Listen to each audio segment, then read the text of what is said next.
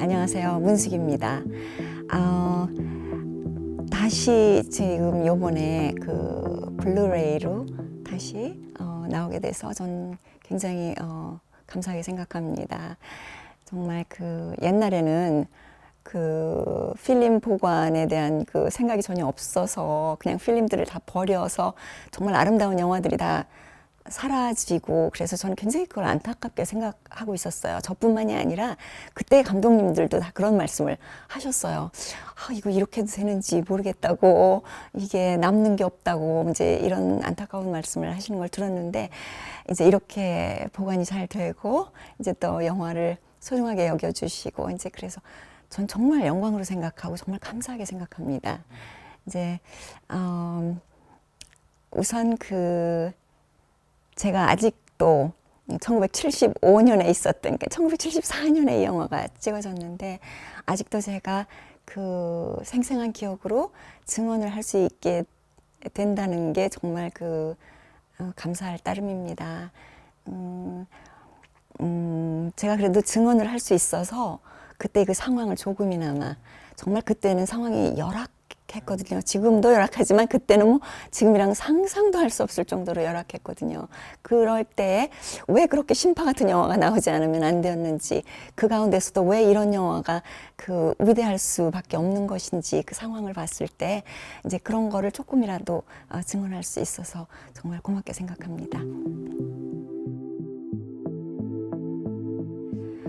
그 전에 제가 영화 2편을 이만희 감독님하고 이미 찍은 상태였어요. 그리고 이 작품을 바로 들어갈 때 저를 이미 염두에 두고 계신 걸로 알고 있습니다. 그래서 이미 저를 염두에 두고, 그 다음에 황석영 작가, 그러니까 소설가 황석영 씨죠.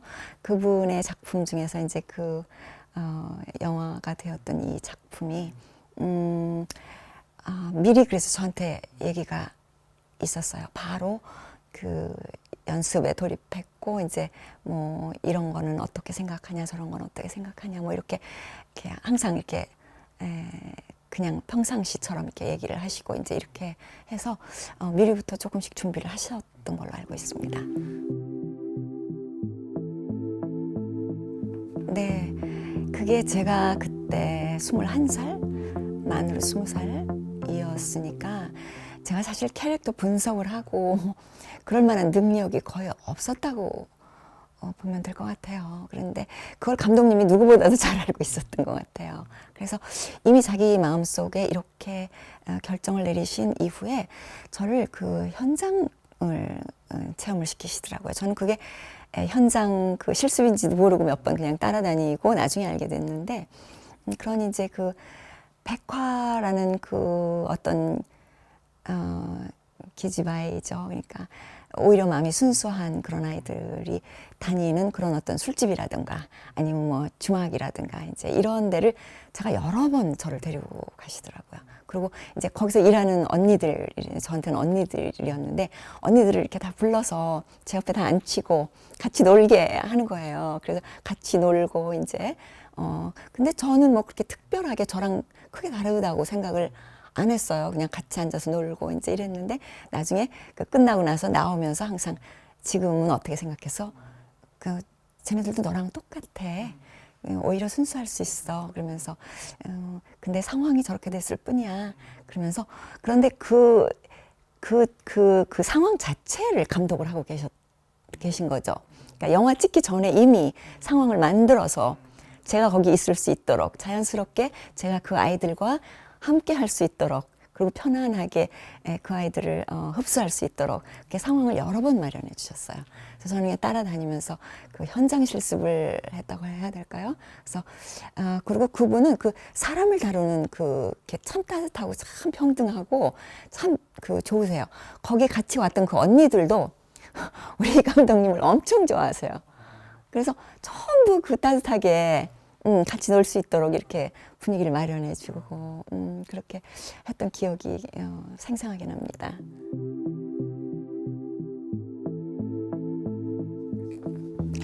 우선 이만희 감독님이라는 분이 현장에서 어떤 분인지, 굉장히 키가 크세요. 키가 크고, 그분이 군대를 7년을 있으셨대요. 6.25 전쟁 때. 그래서 그 어떤 그 군대에서 있는 어떤 그 리더십이라고 그럴까? 그런 게 현장에 있으세요. 그래서 모든 사람들이 이 감독님이 이렇게 딱 있으면 모든 게 이렇게 수월하게 움직여요. 뭐 큰 소리를 친다든가 잔소리를 한다든가 그런 게 전혀 없어요. 항상 이렇게 웃고 계시면 현장이 그렇게 수월하게 진행이 되었다는 그 기억이 나고요. 그리고 옛날에는 뭐 이렇게 다 요즘은 이렇게 다 이제 콘티가 나오니까 모든 사람들이 다 콘티를 가지고 있지만 그때는 그렇지 않았거든요. 근데 그 감독님 머릿속에 모든 게 다 들어있는 상황인데 이분 천재적으로 그걸 다 그냥 가지고 계세요. 그 사람 머릿속에. 그래서 어느 카트에 어느 게 어느 때 들어가고 뭐 그래서 카메라 감독님도 그렇고 조명 감독님들도 그러시고 그게 다 그 감독님 한마디에 그대로 그때 장면 하시는데 이제 그분이 제가 본 거에는 항상 이렇게 종이 뭉치를 한 줌을 이렇게 항상 가지고 다니세요. 이제 그게 뭐냐면 자기 콘티인데 그게 이제 책이 아니라 한 장 한 장 다 떨어져 나가는 거예요. 그래가지고 그거를 이제 시간만 되면 현장에서도 그렇고 뭐 어디서든지 집에서도 그렇고 뭐 밖에서도 그렇고 이게 혼자만 있으시면 그걸 쓰셔요. 한 장에다 쓰고 두 장에다 쓰고 따로따로 쓰셔서 방바닥에 어떨 때는 가득 널려져 있어요. 한 장 한 장. 그래서 자기 머릿속에 다 있는 거죠. 그래서 그걸 이렇게 집어서 그걸 둘둘둘둘 말아서 이렇게 손에다 들고 다니시면서 이제 그때 필요할 때마다 한 장씩 꺼내서 여기다 맞추고 이렇게 맞춰서 이렇게 하시고 그다음에 항상 목에는 스탑워치라고 하죠. 시계에 재는 거 그거 한 개밖에는 없으세요. 아무것도 없고 스탑워치하고 둘둘 마른 콘티 자기만 아는 콘티죠. 그림도 있고 뭐 화살표도 있고 뭐 이런 것도 있고 글도 있고 또 자기가 많이 대사를 다 거의 현장에서 고치세요. 거의 다. 그게 배우에게 연기를 시키는 것이 아니라 배우에 맞게 대본을 갖다 맞추시더라고요. 그게 그분의 스타일이세요. 그래서 내가 말하는 방법이라든가 아니면 나한테 말을 했을 때 그 대사가 어떻게 나오는지를 지켜봤다가 나중에 그대로 해 이렇게. 그래서 그분의 대사나 콘티나 아니면 스크립은 항상 현장에서 변하는 거죠. 그래서 백화라는 캐릭터에 저를 넣는 것이 아니라 저에다가 백화를 넣는 그런 작업을 항상 하셨어요. 그래서 항상 들고 다니시는 하고 항상 변하시는 거. 그다음에 전혀 아무도 모르는 씬이 갑자기 들어가는 장면도 있고 그게 이제 거기 장례식 장면이 나오는데 그거는 아무도 몰랐어요. 찍을 때까지도 그게 들어가는지. 갑자기 그게 들어가서 사람들이 다 그거 무조건 나만 믿고 따라와 달라. 그래서 이제 다 가서 이제 그렇게 또 훌륭한 장면, 그게 굉장히 저는 훌륭한 장면이라고 생각해요. 거기서 막 백일섭 씨가 막 울면서 막 쇼를 하고 막 그러는 그런 장면인데 그게 즉흥적으로 나온 어떤 하루 이틀 전에 머릿속에 생각하셔서 바로 찍으시는 그런 장면이라든가. 그래서 그분의 즉흥성, 그 다음에 리더십, 그리고 모든 스태프나 배우들이 조건 없이 그분을 좋아하세요. 그런 어떤 이상스러운 신비스러운 어떤 매력, 감독으로서의 매력, 이제 그런 걸 가지고 계신 분이었다고 생각합니다. 연기 지도라는 게 이제 산에서 이렇게 내가 혼자 걸어오는 장면이라면 이제 같이 가세요. 거기까지 가면서 카메라 연습을 이제 카메라가 일단 그걸 봐야 되니까 멀리서 뭐 이렇게 줌을 하자. 그러고는 저랑 같이 이제 논뚝을 걸어오세요. 그러면서 그냥 하찮은 얘기를 하세요. 그러면서 이렇게 하면서 뭐 웃고 떠들고 뭐 조금 심각하고 뭐 이렇게 하면 그래 뭐 그러고 자 지금 그대로 하면 돼. 이제 이런 식이세요. 지금 그대로 하자 이렇게 하시고 그리고 이제 가다가 또 어떤 상황이 돌발 상황이 이제 발생을 하는 일이 많았어요. 왜냐하면 눈이 많이 왔기 때문에 돌발 상황이 항상 있었어요. 예를 들자면 이제 막 연기를 하고 가다가 눈이 너무 많이 오니까 우리 세 사람이 다 푹 빠진 경우가 있었어요. 그냥 거기가 이렇게 무슨 낭떠러지였나 봐요. 가다가 푹 빠지면 그게 NG가 나야 되는 상황인데 그냥 그러고 이제 끝이 나니까 다들 이제 당황하니까 이제 일단 끊으니까 오케이 그럼 거기서부터 다시 그러니까 스크립이 바뀌는 거예요. 그냥 가는 장면이었는데 거기에 다 우리가 셋이 다 빠지니까 나오지 말고 그럼 거기서 이 대사 치고 이 대사 치고 이 대사 치고 기어 나오는 걸로 스크립 금방 바꾸세요. 그러니까 거기에 그 영화에 보면 뭐 빠지는 거 굴르는 거 이것들이 거의 다 거기서 벌어진 상황이라고 보시면 맞을 것 같아요. 그리고 가다가 너무너무 춥고 내가 너무너무 힘드니까 얘 좀 업어. 이제 이러시고 얘 좀 업자. 백일섭 씨가 저를 업고 가지 않습니까? 내가 너무 힘들어하는 게 이제 눈에 보이니까 얘 좀 업어.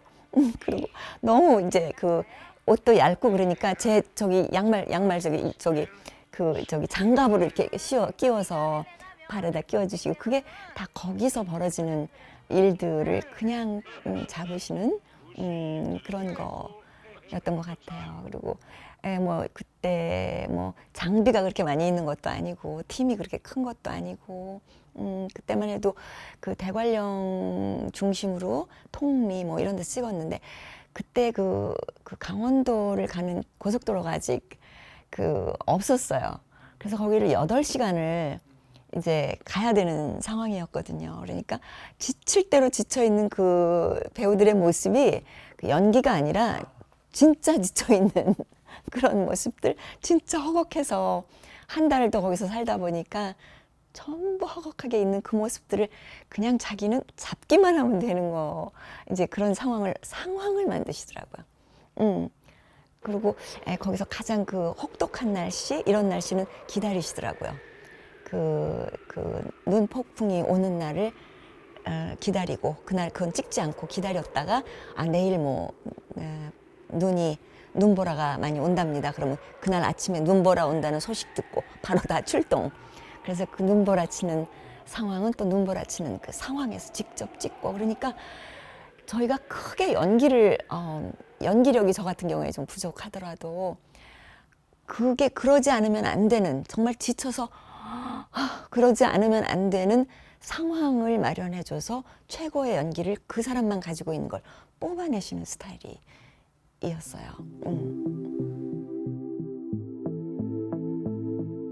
네, 일화가 굉장히 많아요. 사실은 그게 매일같이 일화가 그러니까 매일같이 이게 변하니까 정말 재밌는 일들이 많이 벌어졌는데 이제 예를 들어서 이제 하나는 거기 보름날 이렇게 이게 돌리는 장면이 있어요. 근데 그때는 이미 우리가 집을 떠난 지가 한 달이 넘었을 때고 다들 우리는 막 정처 없이 떠나는 집 없는 정말 상거지들이에요. 거기 스태프들도 그렇고 그런 상황에서 이제 정월 음력 설 지나고 집에도 못 가고 그때가 이제 보름날 찍은 거 맞아요. 그래서 보름날 정월 뭐 그럴 때 이제 그거를 저쪽에 가서 불을 지피라고 그러더라고요. 그러니까 불을 지피니까 그냥 보고만 있어도 따뜻한 밥이라도 한 끼 먹고 싶다.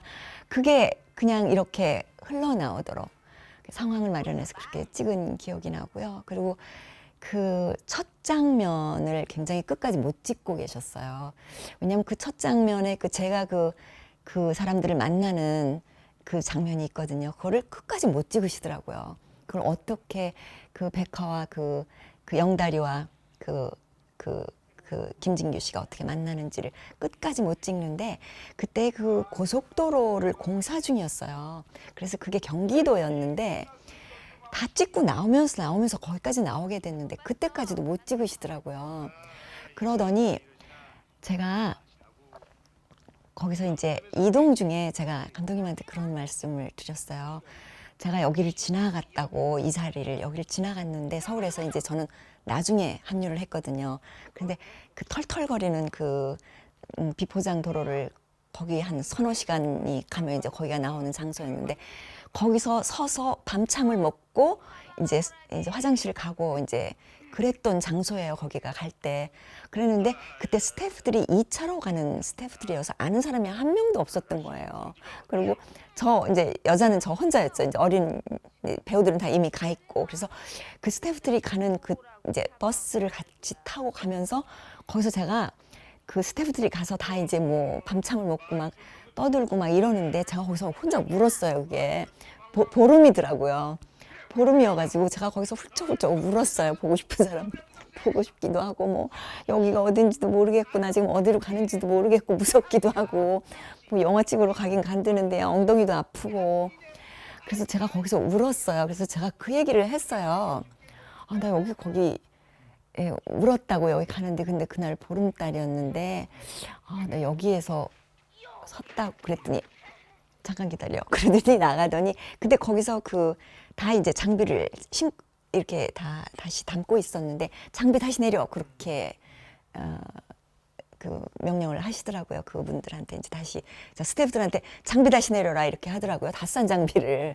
그러니까 아, 왜 그래? 여기서 첫 장면 찍는다 이러더라고요. 그러니까 이분은 그런 그 배우가 그 주연 배우가 가지고 있는 감정적인 어떤 연관성까지도 놓치지 않고 끄집어내서 제가 그때 거기서 그 화장실 갔었다는 얘기 다리 밑에서 다 화장실 가고 뭐 그래서 밤참 먹는데 울었다 이제 그 자리에서 오케이 그럼 여기서 백화가 오줌 누는 것부터 시작이다 이렇게 그 자리에서 결정을 하시더라고요. 그래서 저는 깜짝 놀랐어요. 그래서 그 장면이 결정됐거든요. 그래서 나는 또 감독님이시니까 다 그렇게 하는 줄 알았는데 나중에 알고 보니까 그분의 특별한 그런 어떤 그런 그 배우의 그런 어떤 그 숨어있는 감정들에 그렇게 예민하게 이분이 캐치를 하시는구나. 그러니까 저한테도 그냥 나오는 연기 그런 게 됐던 것 같아요.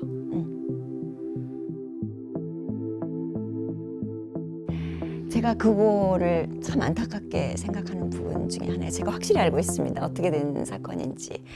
그 삼포 가는 길 촬영 다 마치고 이제 2월 달에 아마 돌아왔을 거예요. 1월 말인가 2월 달에 돌아와서 다 끝났어요.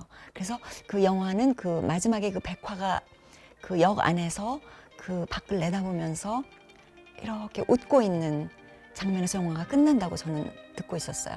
스크립에도 거기까지밖에 없었어요. 그래서 이제 영화 촬영이 다 끝났었는데 거기까지 찍어 갖고 왔는데 이 영화가 굉장히 좀 우울하지 않습니까? 어둡고 정말 그 말도 안 되게 그 처절하고 불쌍한 인간 낙오자들의 이야기이고 근데 그 이만희 감독이라는 분이 벌써 그때 이제 그런 우울한 거 만드는 거 뭐 정부에서 찍혀 있던 사람이에요. 감옥도 한번 갔다 오셨고 그리고 휴일이라는 영화는 우울하다 그래서 아예 개봉도 하지 못했고 이제 이런기 때문에 그분의 영화가 그 검열에서 거의 다 엄청나게 잘려나가거나 검열이 통과가 안 되거나 이제 이런 부담을 그 제작사에서는 안고 있었던 걸로 알고 있습니다. 그래서 다 찍어온 영화에다가 그 검열을 받기 위해서 새마을 운동에 관한 걸 좀 넣으면 안 되냐 넣자라고 제안을 하셨어요. 그래서 말도 안 된다 이제 이렇게 해서 싸우신 걸로 알고 있습니다. 저한테까지 와가지고 막 버럭버럭 화를 그냥 말도 안 되는 걸 넣으라 그런다고 이제 그런 거를 저한테도 몇 번 그러셨는데 그래서 저는 제작사의 그 입장이 그 새마을 운동이나 밝은 거를 뒤에 넣어주지 않으면 분명히 이게 검열이 나오지 않을 것이다. 그래서 그게 아마 다 찍어놓고 녹음을 하다가 갑자기 일단 찍어는 와봐라. 이제 이렇게 제작사에서 아마 설득을 한 걸로 알고 있어요. 넣지 않아도 좋으니까 그럼 일단 찍어만 오자. 그래서 갑자기 내려가셨어요. 그 삼천포로. 그때 그 삼천포가 남해대교였거든요. 그 남해대교가 막 완공이 됐었을 때가 딱 완공이 돼서 그 새마을 운동의 무슨 업적으로 굉장히 그 완공이 딱 됐을 때라 거기 가서 좀 찍어오면 안 되냐. 그래서 이제 글로 한 일주일을 갔다 오셨어요. 갔다 오시고 나서도 끝까지 싸우시더라고요. 안 하겠다고 버럭버럭. 저는 화를 내시는 걸 한 번도 본 적이 없는데 정말 끝까지 안타깝게 버럭버럭 하시더라고요. 그러면서 저희들이 이 감독님이 4월 3일 날 쓰러지셨어요. 그리고 4월 13일 날 돌아가셨는데 그 전에 그날 4월 3일 날 쓰러질 때 이제 그 녹음실, 편집실에서 편집을 마지막 장면을 하고 있었는데 쓰러지실 때까지는 그 장면은 아직 녹음을 하지 않았었어요. 돌아가실 때까지. 그 녹음을 안 하겠다고 끝까지 버티셔서 그랬는데 나중에 돌아가시고 난 다음에 그거는 따로 그냥 저희끼리 녹음을 해서 붙인 걸로 알고 있습니다. 그래서 그분의 입장을 뭐 지금은 일단 붙어서 영화가 완성이 됐지만 그리고 그걸 또 붙어서 좋아하시는 분들이 많이 있으시지만 저는 일단 감독님의 입장을 대변하는 입장으로 제가 감독님은 끝까지 그거를 안 넣으시려고 끝까지 싸우셨습니다.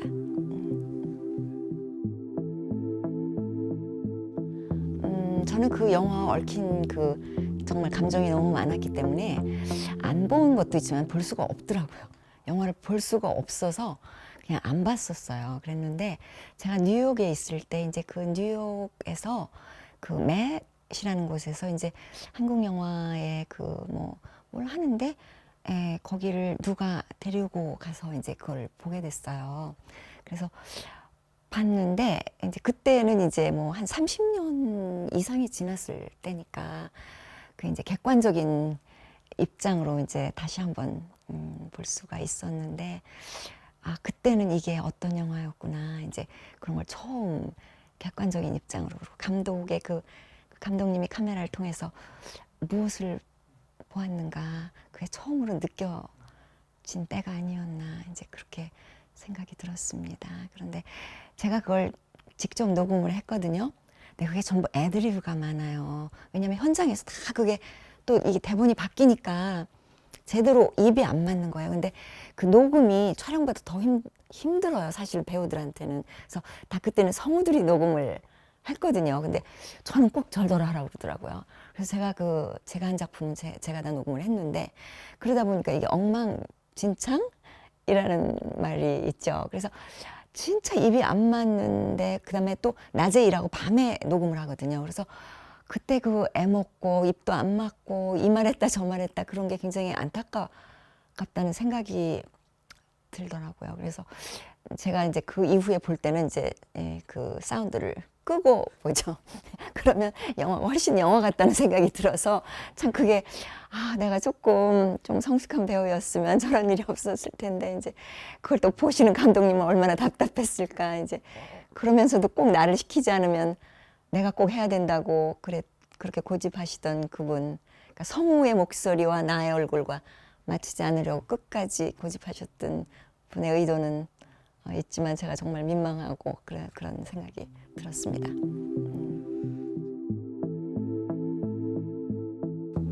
뭐 어차피 그런 영화는 그 시대에만 만들어질 수 있었던 영화라고 생각합니다.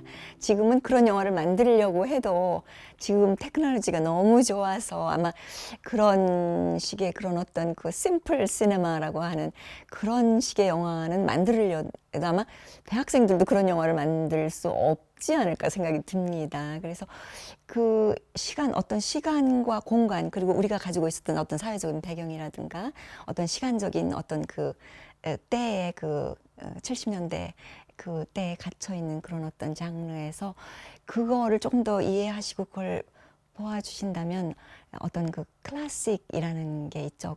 어떤 시간이 지나도 언제 봐도 어떤 때 어떤 사람이 보아도 그 시대를 이해하는 데 굉장한 도움이 되고 또 그게 또 그때의 우리의 실생활 어떤 상황이었고 그래서 그런 입장으로 보신다면 이 영화가 정말 훌륭한 영화가 아닌가 저는 그렇게 느꼈습니다. 굉장히 지금이야 우리나라 영화들이 세계적으로 많이 뻗어나가고 그렇지만 그때 그런 기술로 정말 이탈리안 그때 리얼리즘이라는 어떤 영화도 버금가는 전혀 손상이 없는 그런 영화가 그런 기술 가지고도 그렇게 나왔다는 그런 아름다운 영화를 찍을 수 있었다는 게 정말 감사하고 제가 한 부분이었다는 거에 대한 어떤 저의 감사함 자부감이 다분히 있습니다. 정말 감사한 시대를 살았다고 생각합니다. 정말 고맙습니다. 감사합니다.